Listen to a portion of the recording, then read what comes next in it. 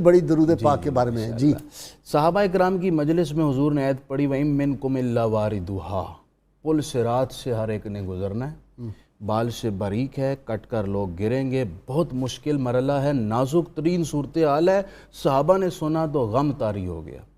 صحابہ کے غم کو دیکھ کر حضور بھی غمناک ہو گئے کہ میری امت کے لیے کتنا مشکل ترین مرحلہ ہوگا، حتیٰ کہ آنسو جاری ہو گئے۔ اللہ 4 ملائکہ بڑے سردار اللہ کے اذن سے حضور کی خدمت میں آ گئے۔ یا رسول اللہ صلی اللہ علیہ وسلم، آپ غم نہ کریں، میں جبرائیل آپ سے وعدہ کرتا ہوں، واہ، من صلی علیک 10 مرات آخذ بیدہ علی الصراط امر علی الصراط کالبرق الخاطف۔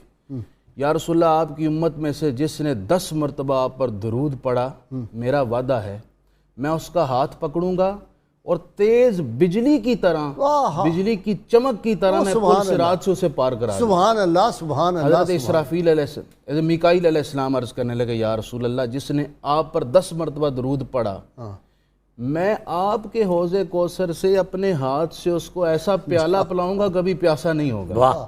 حضرت اسرافیل علیہ السلام عرض کرنے لگے، یا رسول اللہ، آپ کی امت میں سے جس نے آپ پر 10 مرتبہ درود پڑھا، میں اس کے لیے اللہ کے حضور ایسا سجدہ کروں گا جب تک اس کی بخشش نہ ہو گئی اپنا سر نہیں اٹھاؤں گا۔ واہ واہ واہ۔ حضرت اسرائیل علیہ السلام نے عرض کی، یا رسول اللہ، پل صراط اور باقی معاملات سارے بعد کے ہیں، پہلے تو میرا نمبر آتا ہے روح قبض کرنے کا۔